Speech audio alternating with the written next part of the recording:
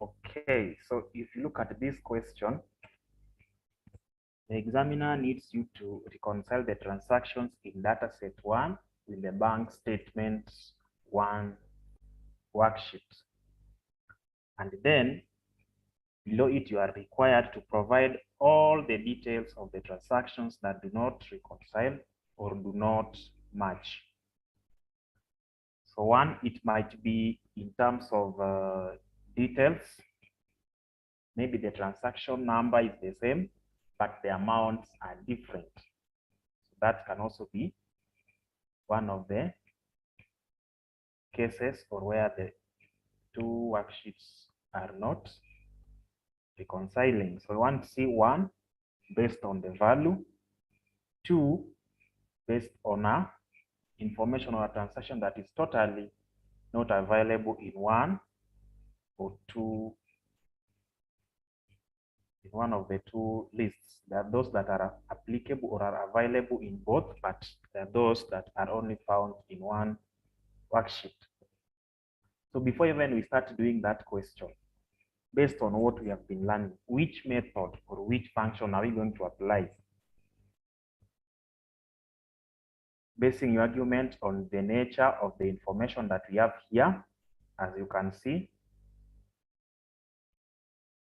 this is what we have, and then the bank statement is what is provided here.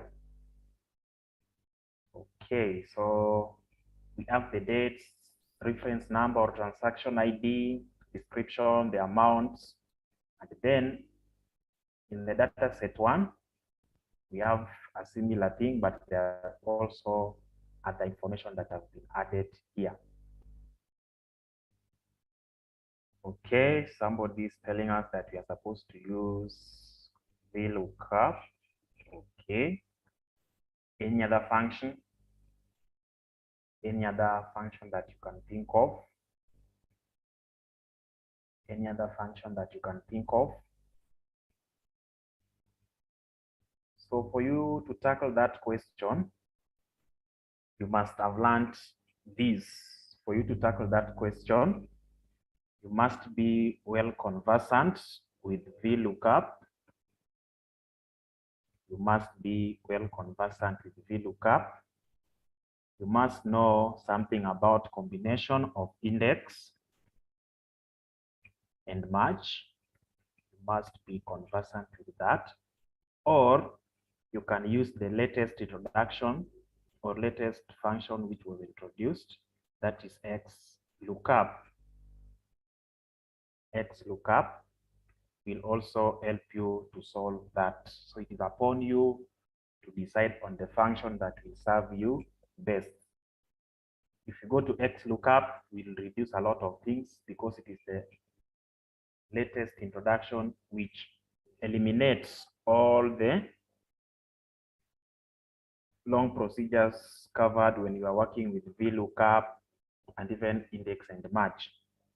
And when I mention index and match, you cannot work it out using index alone. Remember, index identifies the specific item, while match now tells us the position of that item. So we have to combine both index and match to do that, or to compare the two lists.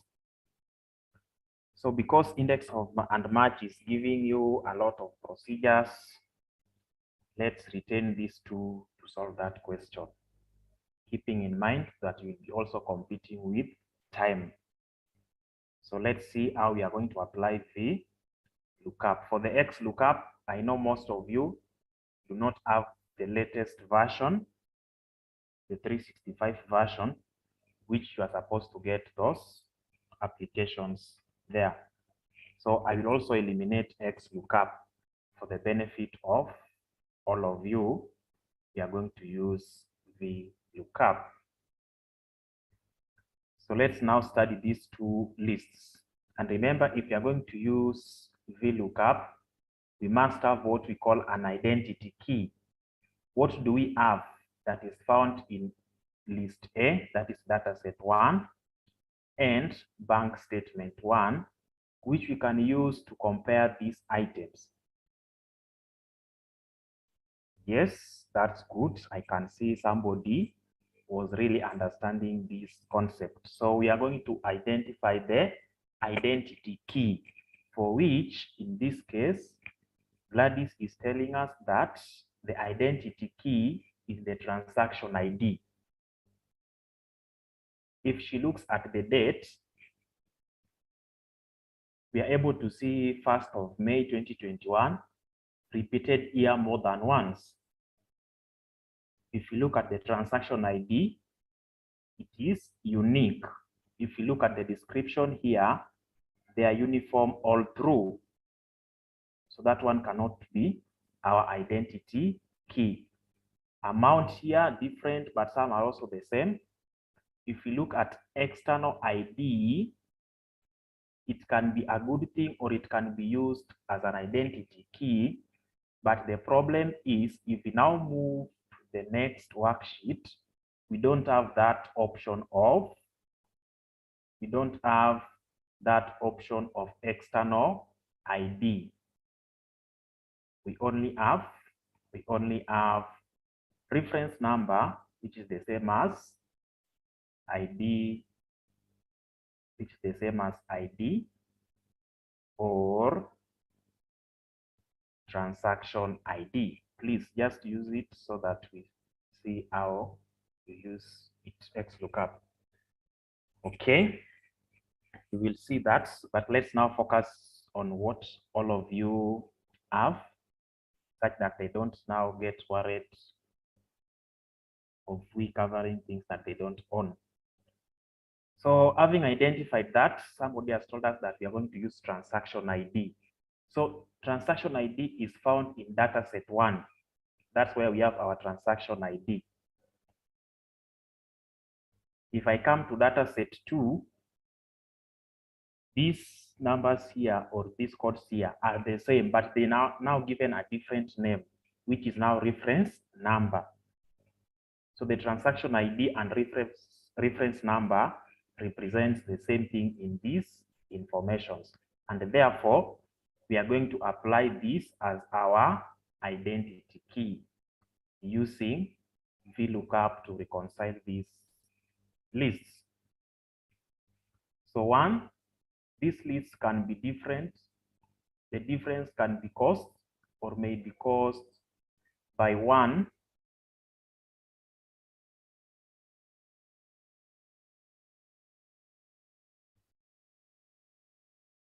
somebody is complaining about my sound. Is it that you are not able to hear me? Is it true that you are not able to hear me from your side?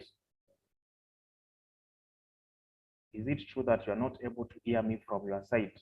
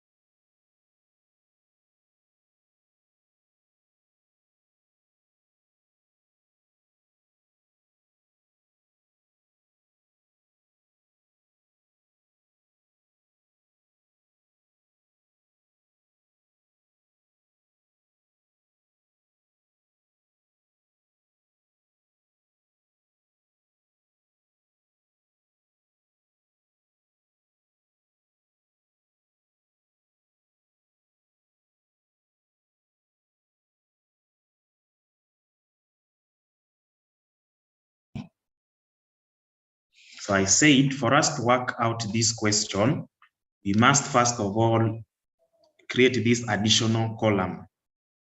This additional column, we are going to use the name of the other worksheet for us not to get confused in the process. Remember, so when we are at the bank statement 1, we are comparing it with the data set 1.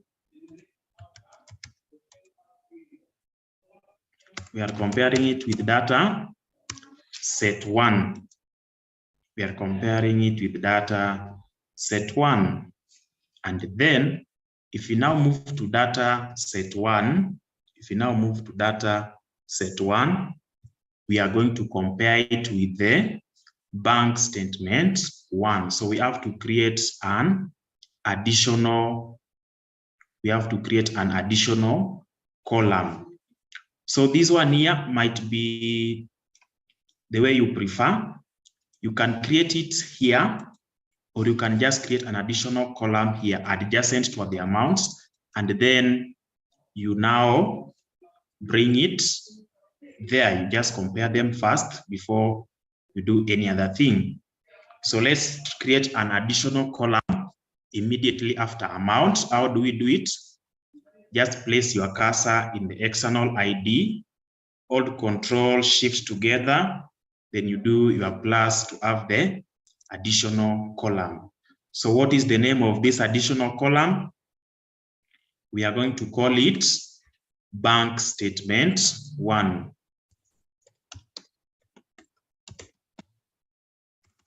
Bank statement 1. So that is the name of that column. Okay. Having done that, you are told that we are going to use VLOOKUP. We are going to apply VLOOKUP to compare these two lists. So first of all, we are going to say, activate your cell by introducing equal sign. So VLOOKUP, click your tab button.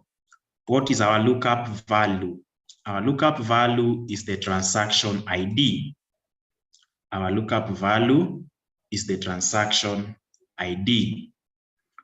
So if we are going to autofill these figures horizontally, but we want to keep on referring to the values in column B, which is the transaction ID, then we need to do something to all the items in column B. Remember, column B will now remain our reference column. Column B will remain our reference column, and therefore we have to lock it.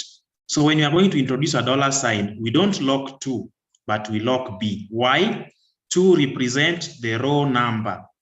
If you are going to autofill these values up to the last item down there, we are going to change the number of row from row number 2 to number 3 to number 4 up to the last one. But we will keep on referring to column B, and that's why we introduce a dollar sign before B. Okay, so that's our lookup value. If that is what we are going to use, the reference or the identity key, which other data set are we going to compare it with? Which other data set? We are now going to move to our second data set, which is bank statement 1. Bank statement 1. So in this bank statement 1, what is the range of the data which we need?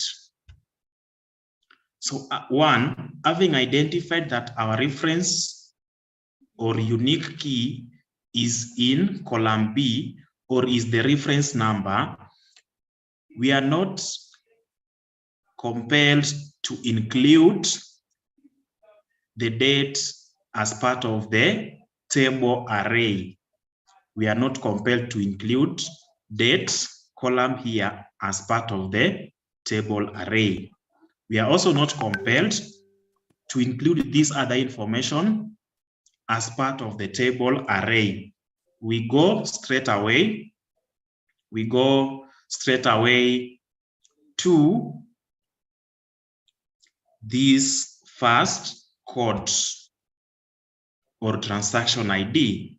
So we move to that first code, Control Shift, right navigation key.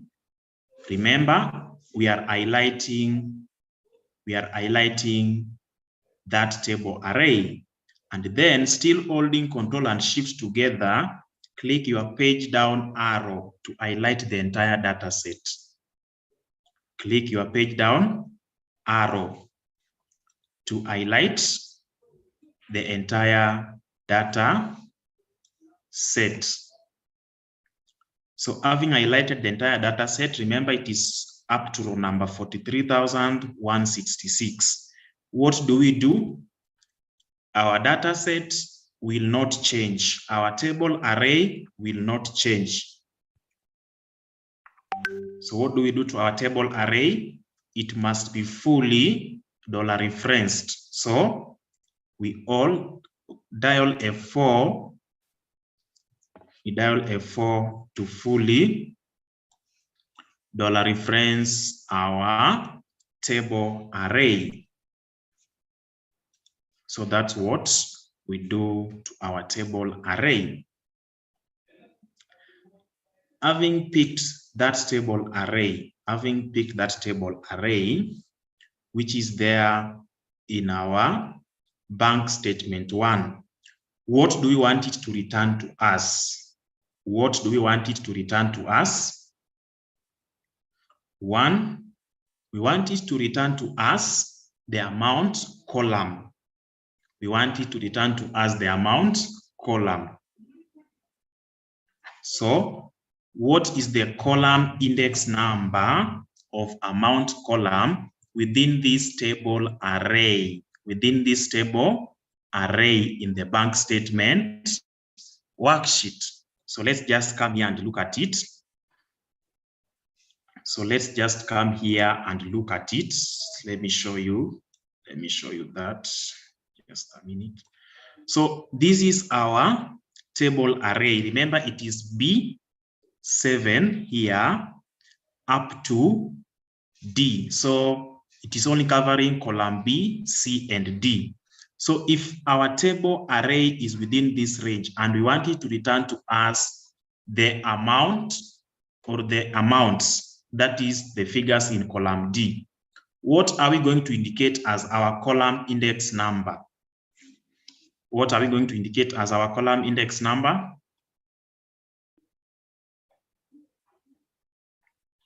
What are we going to indicate as our column index number?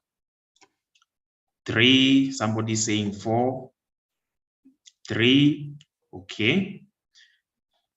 Yes. We have highlighted B to D as our table array. So this one here is the transaction code in column index number 1 within the range, column index number 2, and then column index number 3. That is what we want it to return to us. And as you can see, for some people, you already have this in your formula, but this one here is pointing the worksheet which is currently active. So do away with this. Do away with that name. Immediately after your table array, the column index number should be 3. The column index number should be 3. And then you say comma. So do we need an approximate match or an exact match? We need an exact match. We need an exact match. And therefore, we are going to have false or 0 to represent the exact match. And then you close your bracket. So let's enter and see. Let's enter and see. So it is returning to us. It is returning to us the value, which is confirming that those transaction codes are the same. But are these values really the same all through? We'll know that in the process. So just place your cursor there at the bottom right corner, double tap to get all the values filled, to get all the values filled to the last part. So what we have done, we've now reconciled or compared the values in our bank statements and also with those values in data set 1. That's what we have done. I'm getting reference error. Yes, the reference error is about this. Remember, immediately after your table array here, you are supposed to have column index. So check whatever is there. You are having another name of bank statement, then you have 3. This is what you have. This is what you have in your data. After table array, you have bank statement, then you indicated 3 here. Is that true?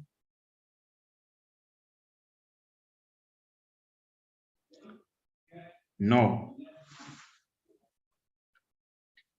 Then there's something that you are missing. There's something that you are missing there. Okay, before we help those who are getting the errors, is there somebody who is able to get these values as they appear on my screen? Do we have somebody who has been able to get them as they are appearing on my screen? Yes?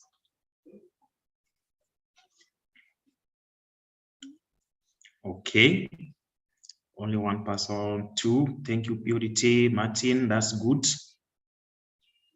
Janet has also been able to do the same. Okay. Let me redo that. Let me redo that for your sake. Let me redo that. Remember, we are comparing the 2 lists. We are now in the bank statement. We are comparing bank statement with the data set 1. So the values in data set 1 are in column D. We want to bring the values in bank statement to this same worksheet and compare them. So what are we trying to do here? We are saying equal to VLOOKUP. The lookup value is the identity key. Whatever we are going to find in this table and the other table, but they are unique. They are not duplicated. The values, we cannot take them as the lookup value. Why? Remember, some values will be the same. We cannot take the dates because the dates are duplicated, and we all identified that we are supposed to take the reference ID or transaction ID. So our transaction ID is the lookup value, and we said if we were to autofill these figures horizontally, we are going to move from B2 to C2. But since our reference or identity key is in column B, we have to place a $ before letter B, which means we are locking our reference column. Then we place a comma. After that, we are now moving to table array. What is our table array? It is now the other worksheet which we are comparing with this. The other worksheet is called bank statement. So if you click the name down there, it will take you to that. So whatever is displayed here is the name of the worksheet. Why? We are working with 2 different worksheets. So that's why it displays the name first. After it has displayed the name, what or which specific cell are we now referring to? Our table array starts from the first reference number, this one here, and then we highlight it. We highlight it to that end or to the withdrawal part, and then we hold Control and Shift together. You click the page down arrow to be able to highlight the entire worksheet within that specific range. So do you have, remember, we've not changed anything. So you should be having B7 to D43166. For those who are getting reference error, you must have this order. Remember, we are working out with the same worksheet. I shared with you the same worksheet and downloaded it from the group or from the class group there. So we must be having the same worksheet, the same order, the same pattern. Since this one is our table array, we have to lock it. We have to lock it. So we say F4 to fully lock that. We say F4 to fully lock that table array. Having done this, in this table array, what do we need to get as the return? Do we want it to return to us the transaction ID, or do we want it to return to us the amount?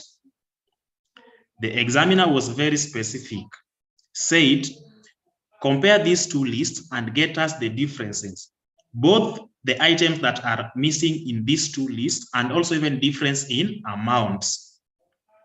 So because we want to also compare difference in amounts, let it return to us the amounts so that we can also compare these differences in the amounts. So we now come here and say, since our table array is from B to D, and we need D as the outcome, we have 1, 2, 3. That is the column index number. That is the column index number. Number 2, remember we are considering the transaction ID. So we need an exact match. Not something close to that. Not something far from that. We need an exact match. If it is not going to give us an exact match, we expect it to return to us an error. So we now have 0 for the exact match, or just go down there and once the false section appears in blue, click your tab button to bring false there. And then you enter. If you enter, you will be able to see this returned. So autofill it. Autofill that value. Autofill the values there. So we've now autofilled those values in that section. So just place your cursor there in any part of these two, hold Control and click the page down arrow to move to the last row of your data set. So remember, they did this intentionally.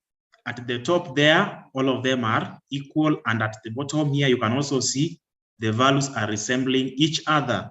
But let's see what will happen. Just highlight the last two empty cells there, then you say alt equal, and then you say alt equal. So if you check these two values, we can see there's a difference. There's difference between these two lists, a difference of 19,000. A difference of 19,000. So as you can see, the values that are originally in this worksheet are more than those that are in this other worksheet by 19,000. So already we've identified the difference, but we now want to get that specific transaction which has got this difference. So what do we do? What do we do?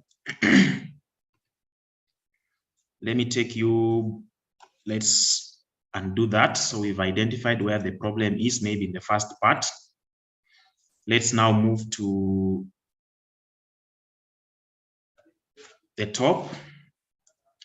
So we've seen that there are some transactions here that are not in the bank statement. You may also find that there are those in the bank statement that are not found in data set 1. Use if function. Okay, somebody is saying we use if function. I will just tell you in 10 minutes time. I will tell you why if we use if function, we'll take almost the whole day here. But let's see. Let's see what we have in the bank statement. So in the bank statement, we now want to compare what we have in the bank statement with what is there in data set 1 using the same function. If you remove duplicates, remember these codes are unique all through. So if you remove duplicates, you are going to have 43,166 row. Conditional formatting, okay, that's good also.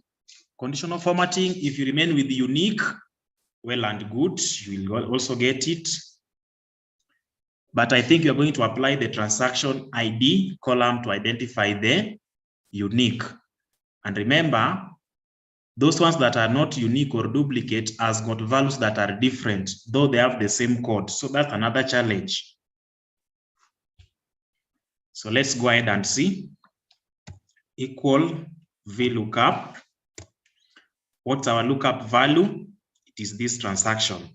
In column B, our reference column. So we have to place a $sign before letter B, comma. Our table array is the other table. So what is the other worksheet? It is now the data set 1. We only need to compare the transaction ID and the values. So we don't need this extra information. We only need it to give us, the amount. So we just come here, highlight it to the first part of our data. Highlight it to the first part of our data there. We only need the amounts, the original amounts and the transaction ID to be compared. So we highlight all of that and fully $reference it. So F4, comma. So within that range, B to D, what do we want it to return to us?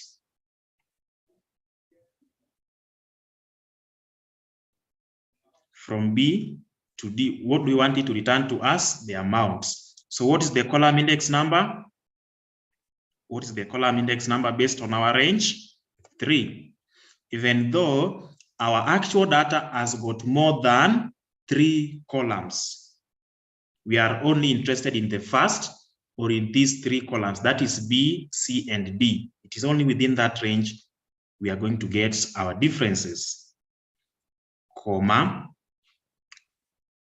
So do we need an exact match or approximate match? Of course, we need an exact match. So this time around, I'm not using 0 intentionally. Exact match, if it's type there false or we type 0, they mean the same thing. So you are safe either with false or 0. Both are going to give you the outcome. Then you enter. So if I enter, I'm also able to see the same value. And remember the other one, we were able to see that the first transaction here has got 50,000. So this transaction is found in the 2 lists. So you double tap to get your values autofilled. Double tap to get your values autofilled. So that's what we have there. That's what we have. That's what we have in this range. So having reconciled these two, we've now compared them. We now want to identify those unique items that are found in our data set. We want to now find those unique items which are found in our data set. Okay, so what you can now do, let's start with this first list. So let's now highlight the titles, including that value which we've added there. Highlight the title, including the value which we've added there. Then you click the page down arrow to highlight everything. So having done that, we now move to sort and filter, then custom sort. So which column do we want to sort? The last column which we've just added. The last column which we've just added. So we come to here, sort by dataset is the column. We want to sort them from smallest to largest or largest to smallest. Let's see what we'll have from largest to smallest. And then you say, okay. from largest to smallest. So let's give it time and see. Remember, it is having over 43,000 rows. So let's give it time. Let's give it time to calculate that, and then we see the outcome. So have you been able to see what is going on? As you can see, we have how many values that are not found in the other lists? How many transactions? I can see the difference. Wow, that's great. So as you can check there in column E, the first 4 transactions do not appear in the other worksheet. The first 4 transactions are what are now missing in the other worksheet. The codes are unique. They are not found in the other worksheet, but they are found in the bank statement 1 worksheet. So that's the first identity. That's the first identity or difference we are getting there. So it means the other ones that are here, the other difference which we may identify is that there are those that are here, but the values are different. There are those that are here, but the values are totally different. That's what we want to look at. So where can we get that? Let's now come to this other worksheet, that is data set 1. In our data set 1, I want you to have it this way. So let's create an additional. Let's have 2 columns there. Let's have 2 columns there.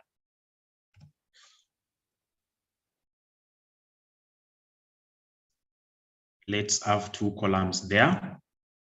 So in the first column, here,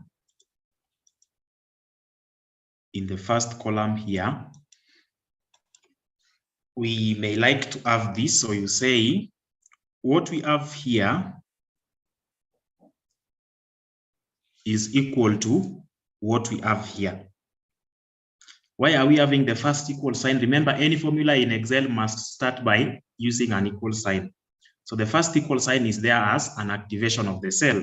But the second one, we are trying to say that what we have in column D is equal to what we have in column E. So is that one true? It is telling us that it is true. So let's do it all through. Let us do it all through, and we see. So as you can see, it is telling us that most of them are equal, but there are some that are not equal. Remember the difference which you are getting? The 17, 19. So there's some values here that are not the same. That's what we want to identify. So how can we identify that? Since we know that these ones that are true are very many in number, and those ones that are not reconciling based on the amount are very few, we can sort them in this order.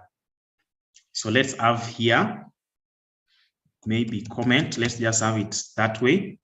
And then let's just, we can now highlight the entire data set. Remember, it will not change anything.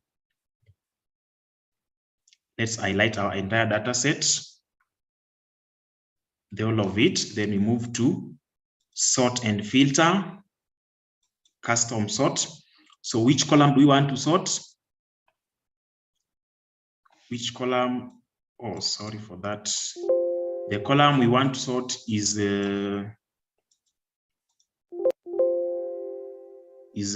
this column here for the, that is column F, where we have the remarks. So come here and pick your column F.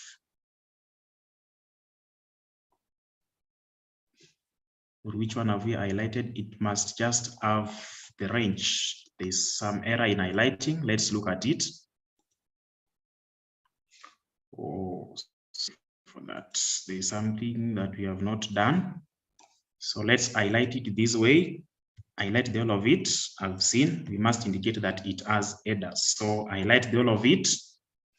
then go to sort custom.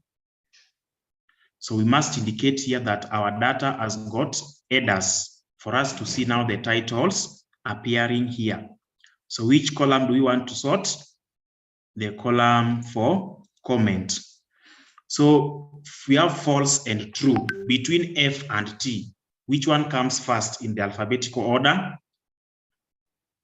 It is F, and that is what we are looking for. So just say in that column, we are going to sort them from the smallest to the largest. No. Sorry, I've identified it. The problem is here. Let's say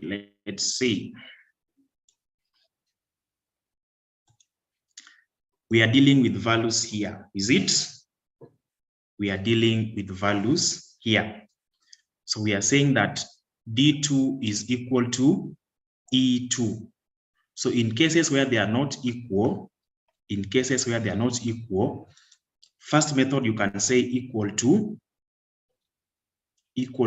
so count if, we can use count ifs. So what is the range we are looking for? That is the range. The comment part is the range.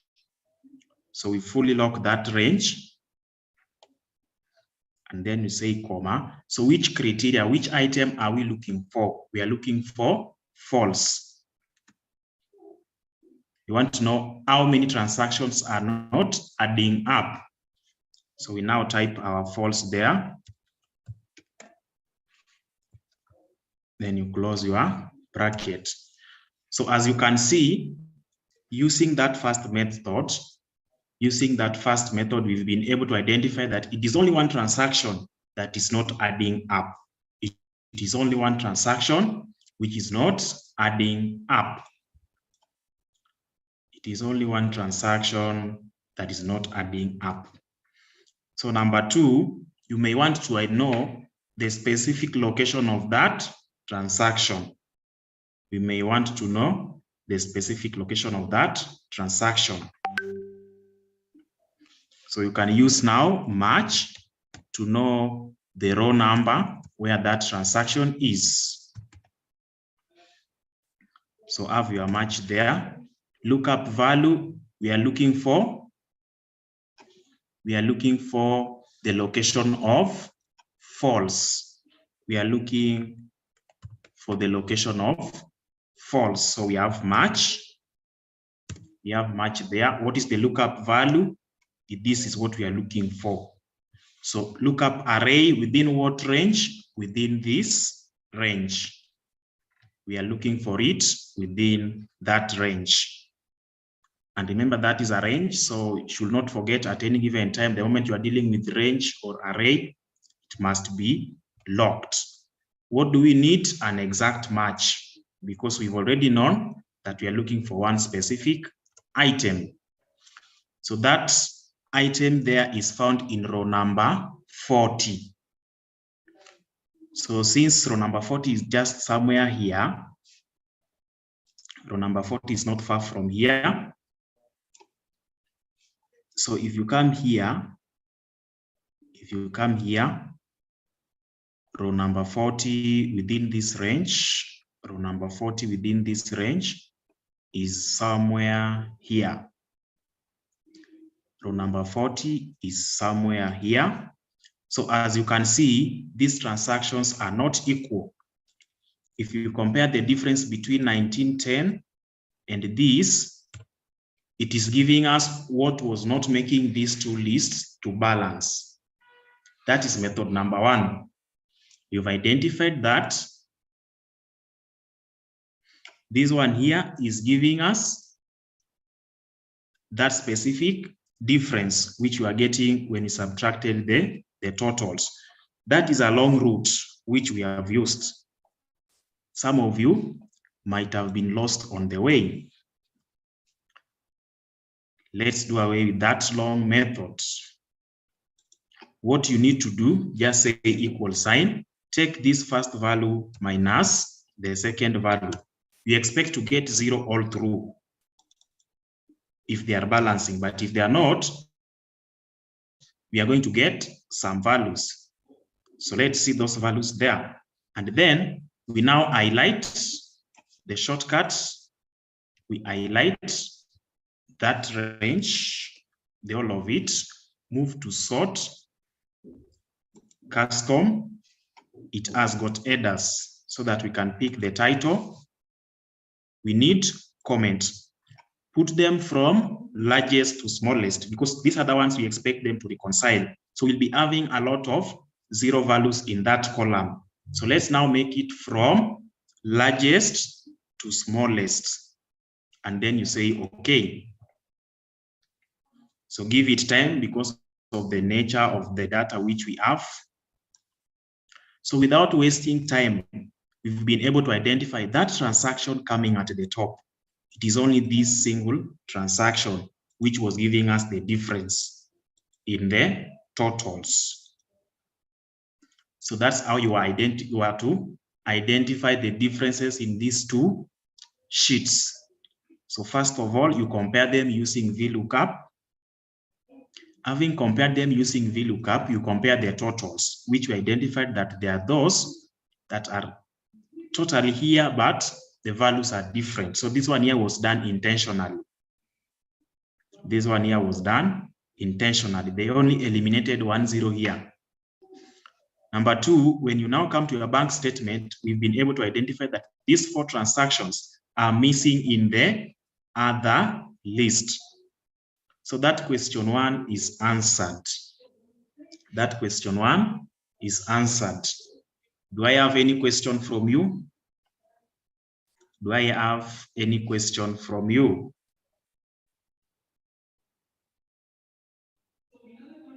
Do I have any question from you?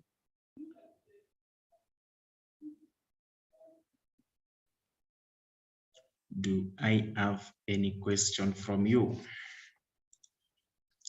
Let me check. Yes, floating. Give us a minute. We try. Okay. Can I share? Wow.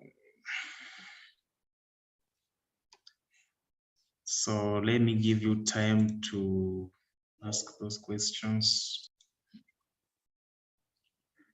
So if you now move to question 2, question 2 to 5, use data set 2. So we are now going to use this data set here. Let's have a survey and see what it entails before we now move or look at the question. So this is what we have. This is what we have. This is what we have. Somebody has a question? Okay, so this is what we have. This is what we have. This is what we have. I believe this other part, you don't have this other part. This is what you have in your data set. So it is as simple as it looks. We have date, day, price. Then we have the volume amount, the prices. So what do they want us to do with that data? So first part, we are being told what day is missing. The dates are not continuous. The dates that we have there are not continuous. There is one that is missing. There is one that is missing. So how are we going to identify the missing date in this data set 2? Remember, it is moving from row number 4 to row number 1018. You only have 3 hours to complete all the questions. Will you scroll it one by one, trying to count the dates and look at the missing dates? No. We have several methods, but I will give you this simple method to help you get that. We want to identify the missing dates. We want to identify the missing date. and it must follow a given order. So this is what we are going to do. Highlight all of the dates, that column for the date, copy it, then paste it somewhere here. Paste it somewhere there. Paste it somewhere there. So we have the dates. We have the dates now. You can arrange them in whichever order you need, but as at now, they are not arranged in that order maybe. So first of all, having copied it there, let's arrange it from the oldest to the latest. So just highlight the values, not the title. Just highlight the dates that you just copied there. Then you go to sort and filter. Go to sort and filter. So, okay, so we have the date there. So how do we want to put them? Order oldest to newest or newest to oldest. So let's take whichever order. We can take newest to oldest or oldest to newest. But let's take oldest to newest. Let's see. Yes, let's pick the oldest to newest date. So have we taken that? Before I now proceed to the other concepts, which maybe will be a bit confusing. Have we sorted our dates? Have we sorted our dates from oldest to newest? Everyone, have we done that? Have we done that?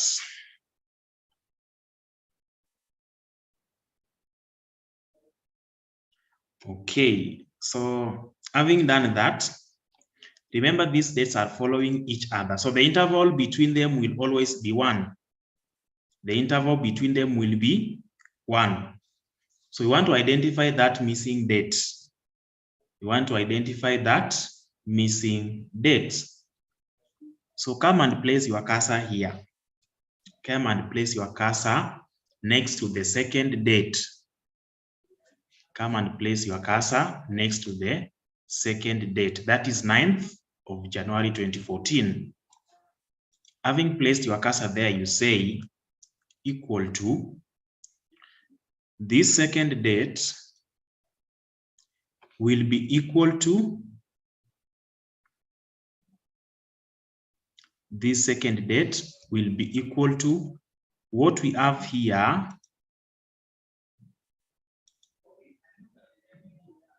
This second date will be equal to what we have there plus 1. So G5 will be equal to G4 plus 1. We expect it to return to us either true or false.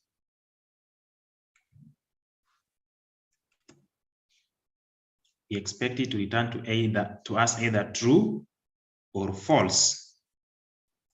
So you click your tab button to get all of them there all through.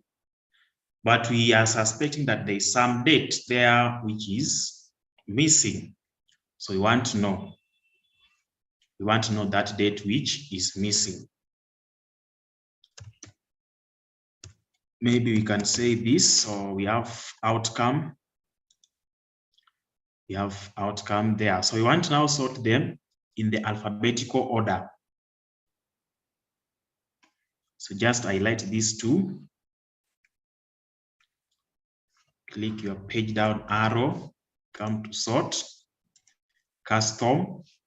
You want sort now which column? Outcome column. Smallest to largest. Let's pick that. And then you say, okay. So if you do that, we are having an error.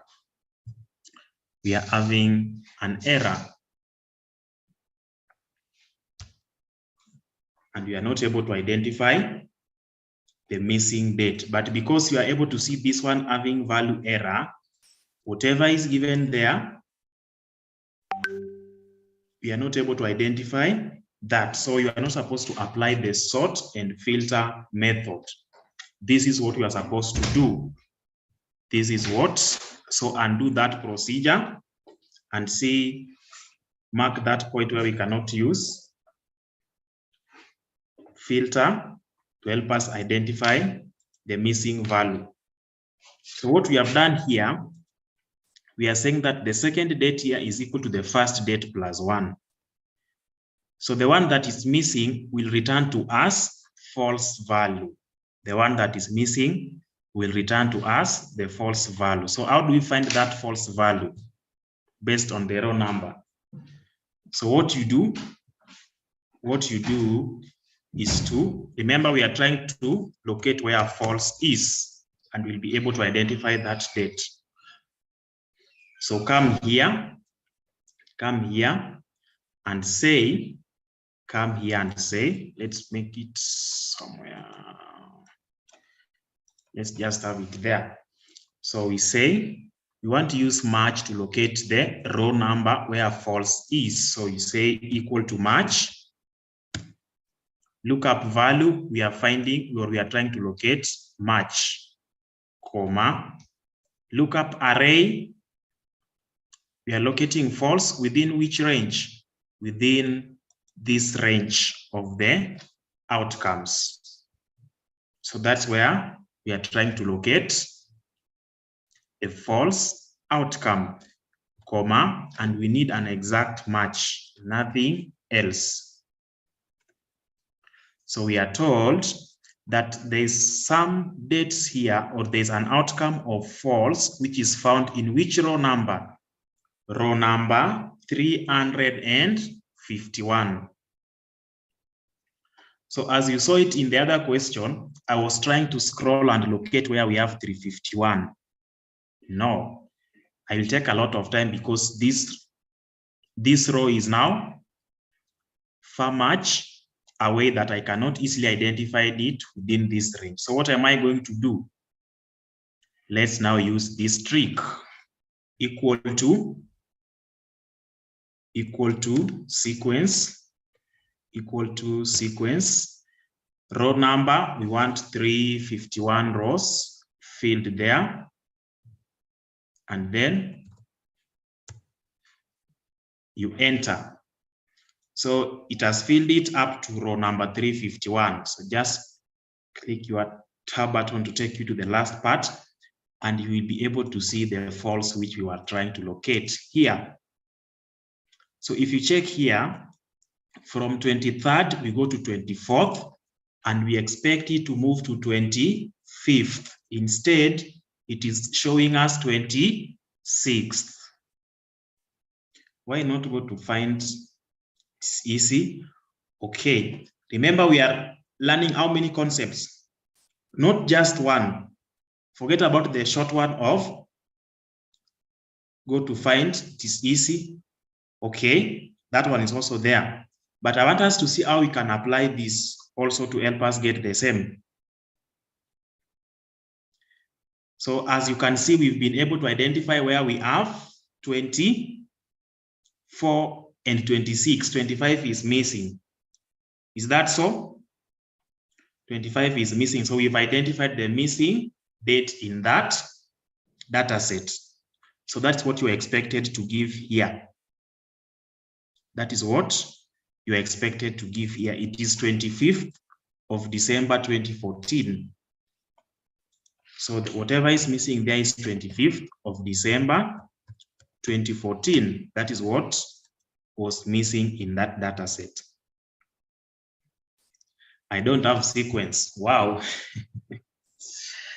If you don't have sequence, then your Excel is letting you down.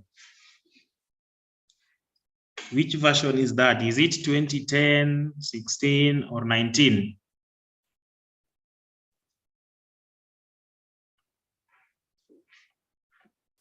Okay, somebody's telling you can also use series to make it to 351. Then you get that. Yes. Okay, so that's the first part. Of course, you can also use find. You can also use find. So that's another way of identifying that. So I want you to use that find at your free time. Try to learn on how to use find to get the same thing. Try to use find function to get the same thing, so that maybe when we are meeting tomorrow, we will see what you are able to do. So the next thing you are told, what is the total volume and average price for all Mondays? Thank you, Everastus. Even before moving forward, he has been able to identify the formula which we need to get. The moment you see you are expected to get total and you are given conditions, we cannot use sum function. We cannot use count ifs, because count ifs only gives us the frequency. How many times is that number appearing there, or that item? And then we cannot use if function, because if function does not deal with values. It only returns what you need, but it does not give you the values unless what you are referring to involves values. So we are going to use some ifs function. We have two conditions, the total volume and average price for all Mondays. So we first of all get total volume and average price. So total volume, and then we are going to have average price. And we are going to have just one-time formula to help us get that. So let's come to this data set and see. So we've already identified that. We can do away with those. Let's now come here. So if you check here, the days of the week which we have been given are not given in full. We have them in short forms. So if you just try to refer to Monday as a whole word there, you will not get the answer. That's number one. So if you want to get now the total volume for all Mondays, irrespective of the date, so long as it is Monday, come to your question 2. Total volume, you will say equal to sum ifs. So what is the sum range? You now come to your data set 2. My sum range is the volume column.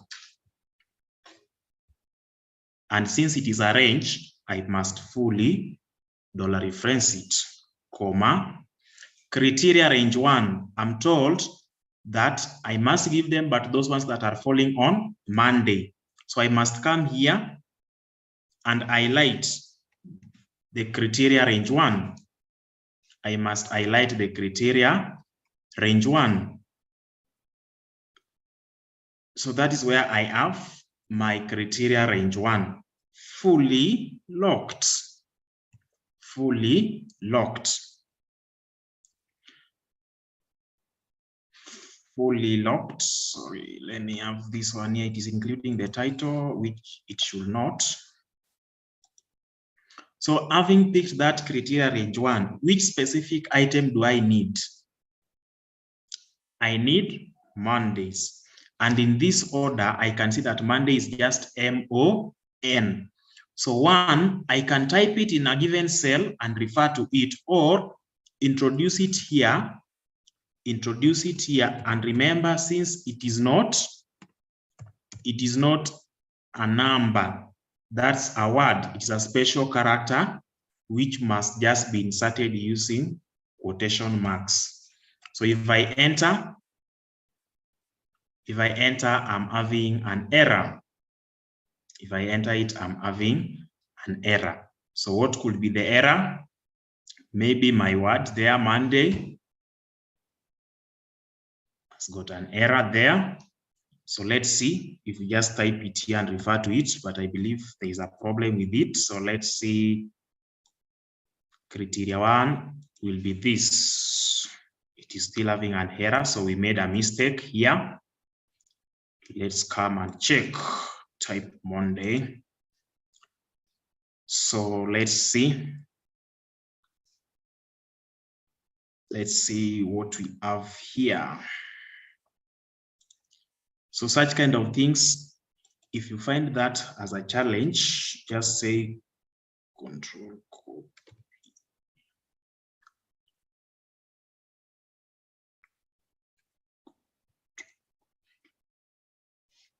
Then we come to here, let's place it here. Remember, that's a condition which is needed, so we have to take care of that condition. So we are going to have is equal to some ifs. Our sum range is in data set 2 within this range here, fully locked. Our criteria range is those items in column B. So we have B, we have B, and remember the range is from B what? The range is from B4 to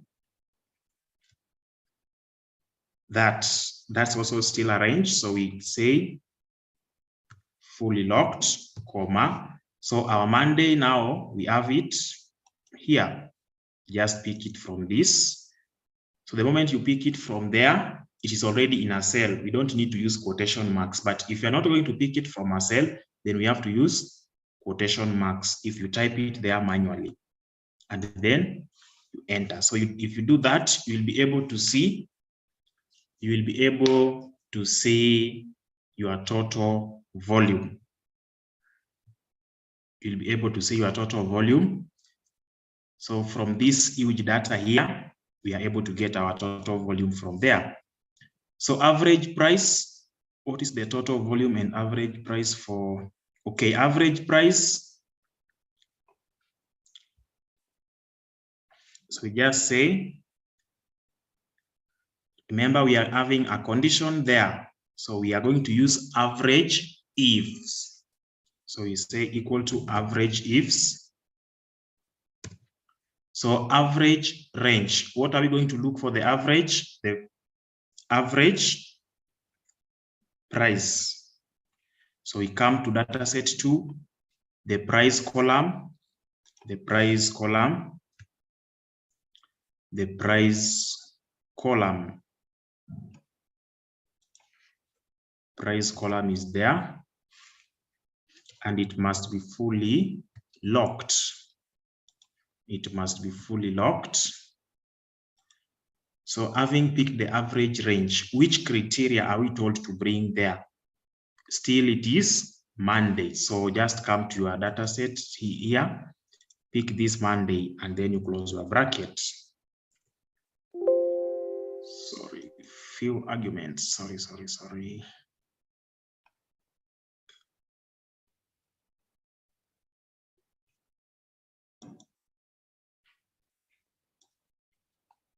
We are picking that specific item. So let's pick Monday.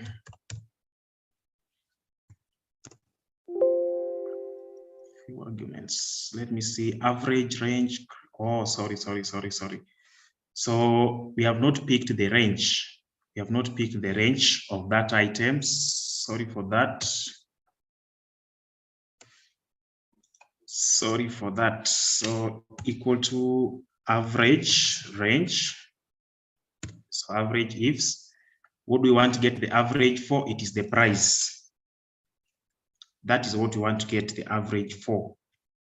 Then having indicated that, we are now moving to criteria range 1. We have been told to do them for Monday. So we have to pick the range where we have the days, of the week. So we'll come here to the days of the week, which is the range. We first of all pick the range. Then from that range, we now pick the specific item within that range, which is Monday. And then we close our bracket. So if you enter, you'll be able to get the average there. Number 4, what is the average volume for the month of June 2016? So the average volume, it must be for a given month, but our data set has got no month column. So what are we going to do? We have to create that. We have to create the month column. So which function are we going to use to get the months, either in words or in figures? Can conditional formatting do that? You can even use pivot table to do that. You can even use pivot table to do that. But you just imagine on the procedure you will be following to create the pivot table for just getting that.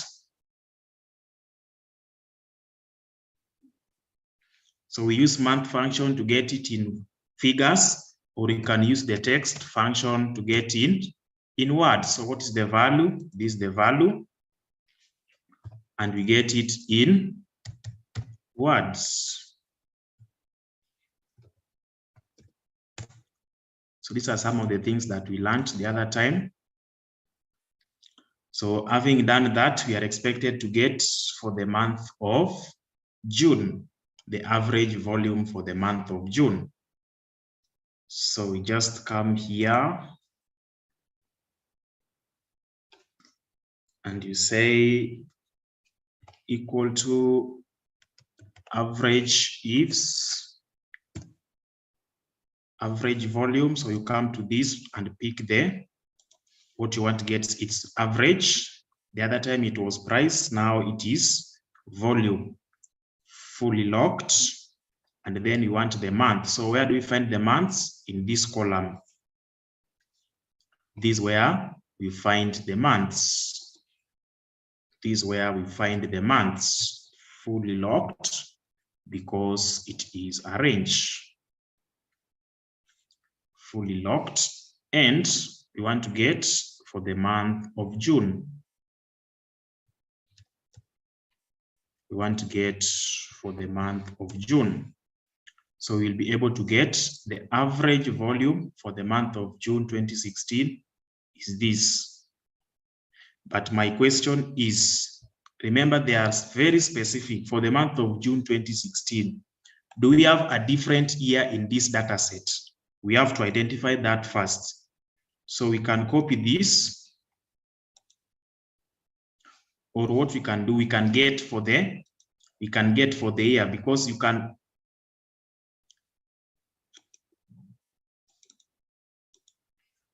assume that all of them are for the year 2016, yet there are also other years there. So we have to get the year. We have to get the year before you conclude that actually that is the average. So we can now copy those years there.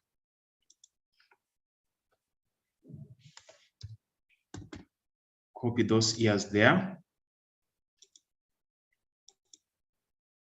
And then we remove duplicates.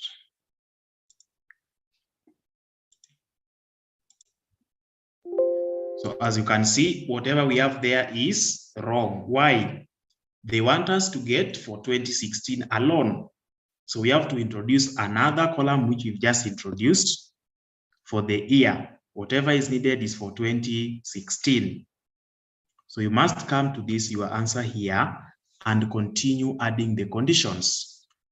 Our condition number 2 is the year. So I must come to this data set, get the year range, and within that year range, I want to get 2016. So 2016 is a number.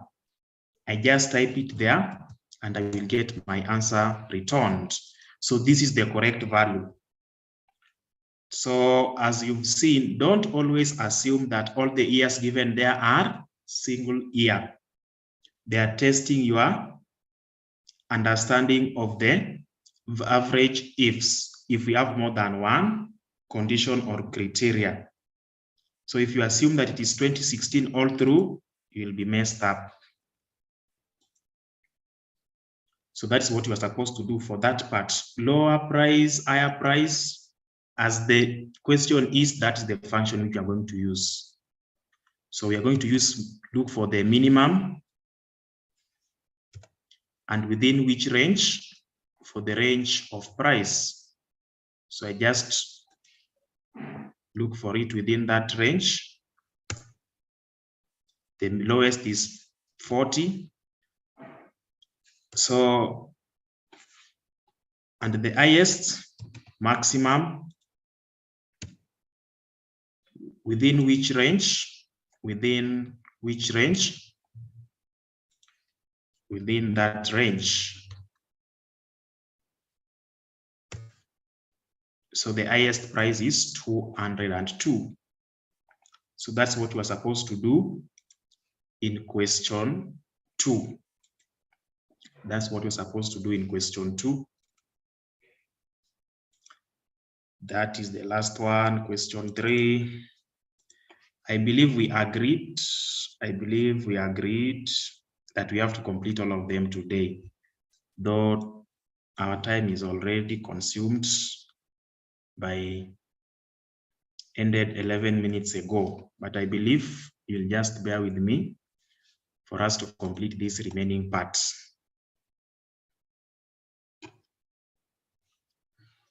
So you are told, use the exchange rates to convert the amounts in data set 1 to US dollars. Then provide the total USD amounts for all transactions. So for us to get the exchange rate to convert them, we are supposed to use this. This is the exchange rate. This is the exchange rate. And we are told that these ones here are for USD per GHS. So we have the transactions for a given or for specific months. For the specific months. For the specific months. So 1, we can use if function. 2, we can use VLOOKUP. But if function, we have to create all the conditions. How many conditions do we have here? Let's see. So you will be forced to create how many conditions? 21 conditions if you use the if function. So to avoid that long procedure, we are simply going to use VLOOKUP. We are simply going to use VLOOKUP, but this time round, we are not going to pick. We can either pick exact match or false, but we have to pick exact because all these are within a specific. This one here will help us to identify them. So the dataset one which they are referring to is this. The dataset one which they are referring to is this one here. And what we are expected to get is just to convert these values. So we can have the all of it, maybe transferred to, let's copy it and bring it to sheet number 3 here. Let's bring it to sheet number 3. So we are expected to get it to, we are expected to exchange it to US dollars and also get the total amount. So with what we have here, whatever we need, this one here is not going to be necessary for this. What we have there is not going to be necessary for that. So we want to convert these to USD. So first of all, we must bring the exchange. We must bring the exchange rate.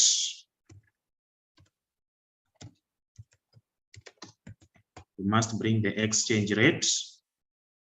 How will we refer to that exchange rate? Now, I want us to understand this, how VLOOKUP is very simple to use. In this data set and the exchange rate worksheet, which item are you going to, or which item are you able to see in both the two lists? Which item are you seeing to be a common identity in the two lists? we have date as a common identity. So if you've been able to identify that we have the dates, let's now look at it, that this is what we have. So this is the data set which we have. This is the data set which we have. So it depends on the month. It depends on the date of the month. And that's why even here, they're giving us that order of the months. So we are going to use VLOOKUP to help us bring these exchange rates to the other worksheet. So come to your question 3 part. We want to bring the exchange rate. So we'll say equal to VLOOKUP. What are we looking up now? It is the date. And then we will keep on referring to column A. So just ensure that that A is locked, comma. Our table array is the exchange rate table or worksheet. So our table array is the exchange, and then we highlight. We are not interested in the title. We only need those. We highlight it that way. We have to fully lock it. We don't want to move away from it, comma. Which column index number do we need it to return to us? The exchange rates, not the date. So the number, column index number, somebody to help us identify that. It is column B, which is number 2. Which is number 2, comma. Do we need approximate or an exact match? We need an exact match. So we either take 0 or false. So having done that, we have been able to bring in the exchange rates, not looking at them one by one, but we've brought in our exchange rates. You now autofill it all through.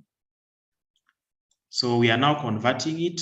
Remember, the currency which was provided here was GHS. So we now want to convert it to US dollars. This one here was in GHS, but we have to convert our amounts now.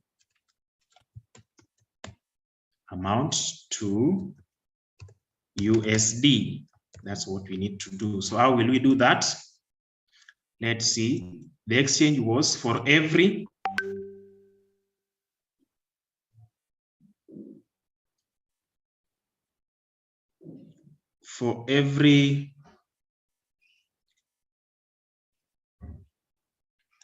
every 1 US dollars, we have how many GHS? We have 5.8. We have 5.8. So 1 US dollar is giving us 5.8. So we've now brought in the rates here. So my question is, are we going to multiply by this or divide? Are we going to multiply by this or divide? Are we going to multiply by that or divide? Divide, okay. Somebody saying divide. Divide to get USD. So we will say it is what we have here, and then we divide by exchange rates. Do that all through. Do that all through to get the summation. So even without struggling, the summation is down here. It is 632,096, 351.86. But they want you to fill it somewhere. So the summation may be total. You can indicate it here or in that part where they wanted the total. So that total is equal to sum, the normal one. You highlight this range here, and then you are done. So this is what they wanted you to do. So that's all which was needed of you to do in that question. Remember, those people were basically concentrated on how to use VLOOKUP. So try to understand. I believe index and match will also be part of your exams. So get equipped with that concept. Pivot tables is not a question. That one is compulsory. You have to use it. Okay, this one here, I will share with you right away. So that's what we were supposed to cover, unless there's a question and the other person wanted to get clarification on something. You are 5 minutes.